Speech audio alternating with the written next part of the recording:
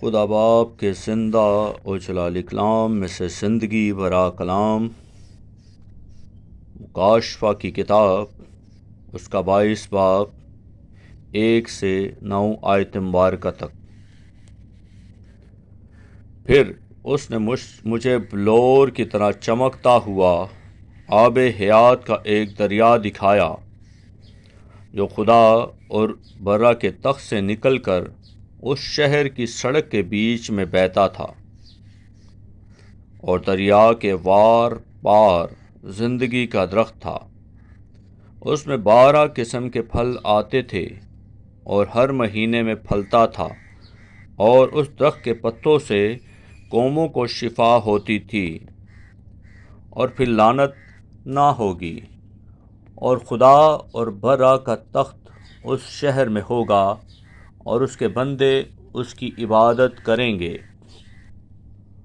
اور وہ اس کا منہ دیکھیں گے، اور اس کا نام ان کے ماتھوں پر لکھا ہوا ہوگا۔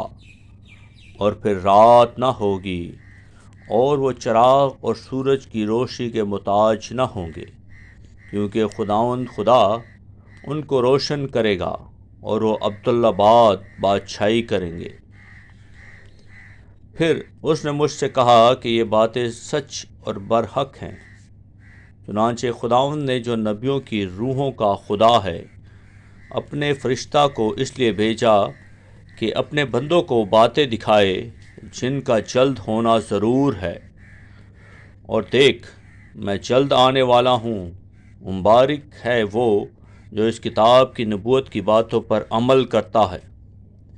میں وہی یوحنا ہوں جو ان باتوں کو سنتا اور دیکھتا تھا، اور جب میں نے سنا اور دیکھا تو جس فرشتے نے مجھے یہ باتیں دکھائی، میں اس کے پاؤں پر سجدہ کرنے کو گرا۔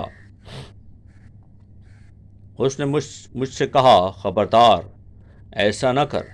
میں بھی تیرا اور تیرے بھائی نبیوں اور اس کتاب کی باتوں پر عمل کرنے والوں کا ہم خدمت ہوں۔ خدا ہی کو سجدہ کر۔ اقلام کے پڑھے اور سنے جانے پر خداوند کی برکت ہو، خداوند کا شکر ہو۔ آمین۔